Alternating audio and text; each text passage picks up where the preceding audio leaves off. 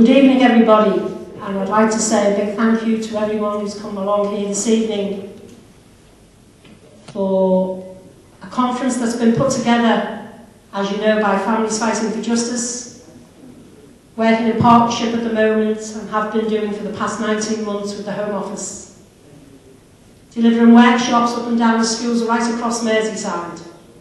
The project I named was called Do You Want to Be My Gang? That was a short, hard-hitting drama that was acted out by the Liverpool Amateur Dramatics. We now have put together, through the same actors, the second part of that DVD, which is titled, Do You Still Want to Be in My Gang? The idea of these workshops was to deter our young generation away from gang culture that is now dominating our communities. When I was asked to contribute to tonight, the short journey from Manchester to Liverpool had me reflecting on much, because working for Safer Communities What Next, I think, is very much a case of where we have reached in a long journey, and I talk about a journey that reflects from the past 20 years, because that's when the first life was lost on the streets of Britain to gang culture. No one knows who that young schoolboy's name was. His name was Benji Stanley. I happened to be in Manchester. Britain were bidding for an Olympic Games, and I found that the streets had become far more different than the streets I had grown up on. And by way of the past, as to how we've come to be here, I want to challenge you with regards to the future, because I think there are significant challenges as to how we overcome what I still believe is one of the greatest concerns and threats to our way of life, irrespective of what we look like, where we come from, what we believe in, and what we sound like. And no matter how, who, what, why, and when, there now needs to be time called on all lives lost. And we need to look at how we make more effective, more efficient, and more coordinated the work of the Home Office and the work of the Ministry of Justice. I'm one of those dreamers, and I was brought up in a team culture. You find the best people for the best job, and you get on with it. I'm the most impatient human being you'll ever meet. But I'm also patient enough in that I'm saying, after 20 odd years, isn't enough enough? Is one life more valuable than another because of what they look like, where they come from? We do need a youth ministry in this country. It does need to be in the office of the Prime Minister. And as the future employees, taxpayers and consumers, that's sound enough argument by way of a social, cultural and economic argument that transcends any political agenda. There's a lot to do. Sport and the arts, and even the legacy of these games, need to give a return so that the vaccine and antidote can give the treatment, which is going to take a number of years. It's going to take a lot of hard work. But there's no magic wand, and there's no secret formula. But as I've went to other parts of the world and seen what gang culture represents there, most of the young men, and by the way, growing cases of young women, once you girls get serious, now we are in a serious place. It is a youth problem. It is a society problem. It is a global problem. And all I'm doing is continuing to present, hopefully a spirited, in-your-face, articulated argument that it is not acceptable that no life or any life be lost because they all bleed red. That is what I have learned. Many young people today are influenced by a number of things: their families, their friends, and the environment that they grew up in, as was displayed by the DVD we've just seen. These are all key factors that shape the life of a young person, and it plays a very significant role in their development. In today's world, peer pressure is very, very real.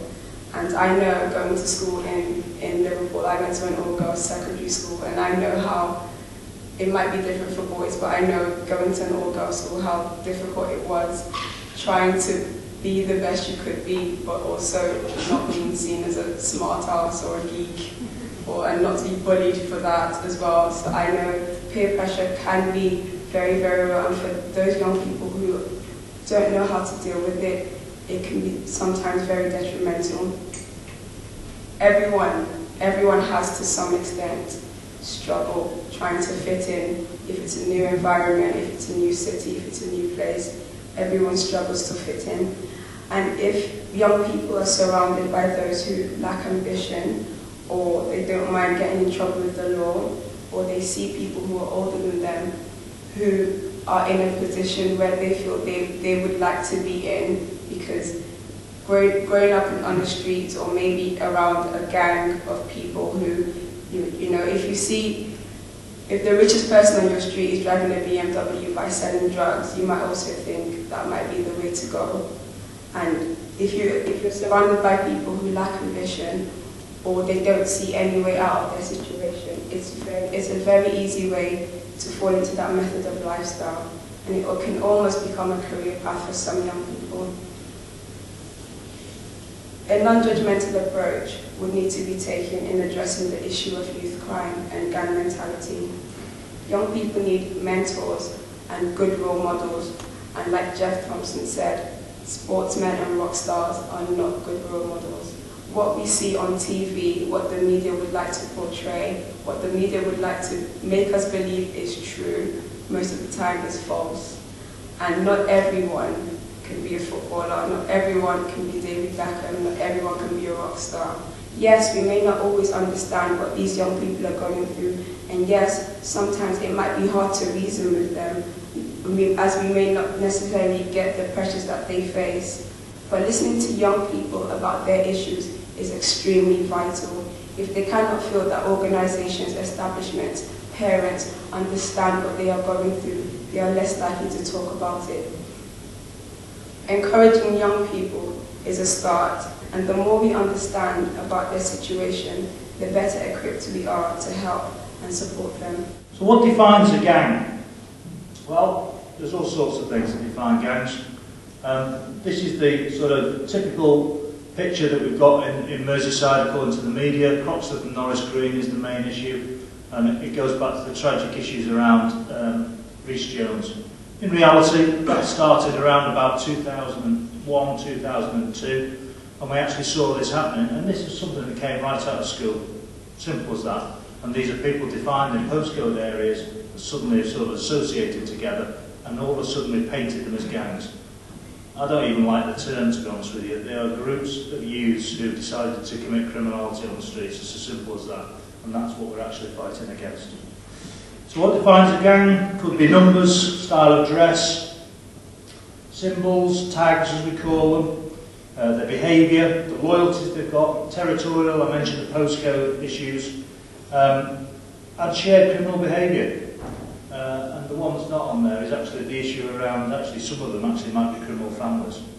And you get all those bits in the mix, and you can get all sorts of different mixtures which make up a gang. And this is about us very much working together to address this. It's not a policing issue, it's a community issue. It's about community consolidation strategies, protecting vulnerable people and locations, and educating communities in relation to the impact of gun crime.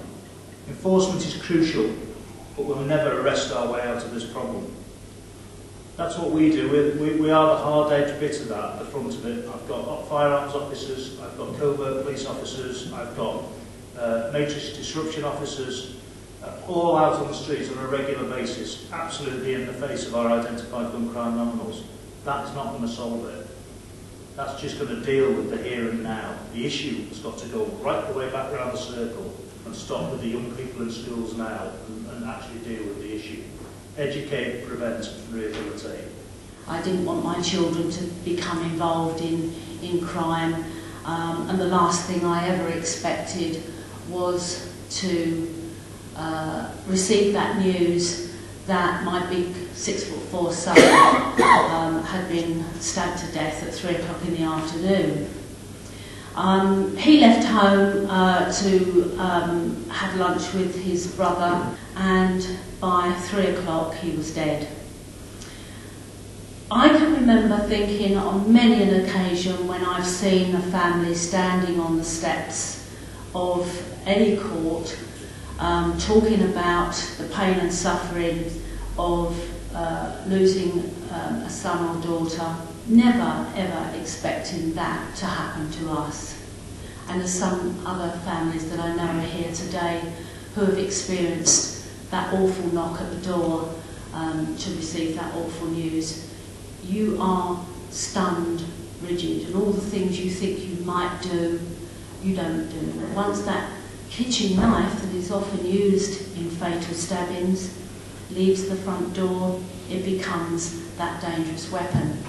And the consequences of being involved out of stupidity often, obviously some of the older ones that get involved in crime and end up in more serious crime, they need to understand at the earliest possible age that the consequences for stupidity is possibly their own death or somebody else's death. Becoming involved in crime is a spiral. That criminal record means that future choices are changed, travel and all sorts of things. But worse still, they could be grieving a brother or a sister, and that is unacceptable. And it is totally unacceptable that we are in a situation now where people are A, grieving and turning that grief into some kind of good, and that we have people of all agencies trying to actually steer young people down the right road, and they haven't the right resources and sufficient resources to do that job better. We have a new crisis all across the country where young people are stabbing and killing each other.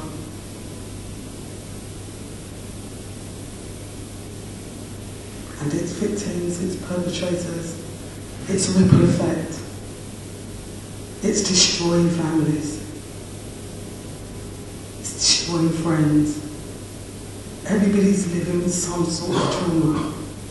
When I go into schools and I ask young people, how many of you have lost a friend, family member, somebody you know? More than half put their hands up.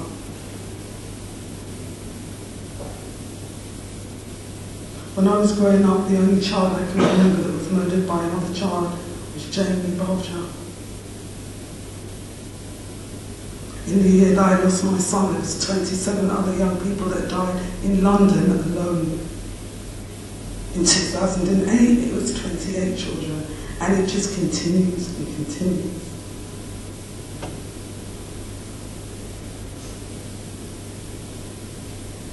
I don't know whose fault it is. I'm not blaming blame on the police or the government. It's just very hard as a parent to keep knowing that you keep having to bury more children.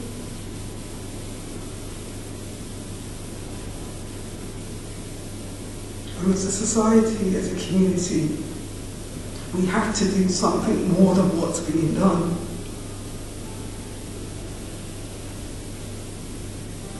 It can't just wait to happen to you.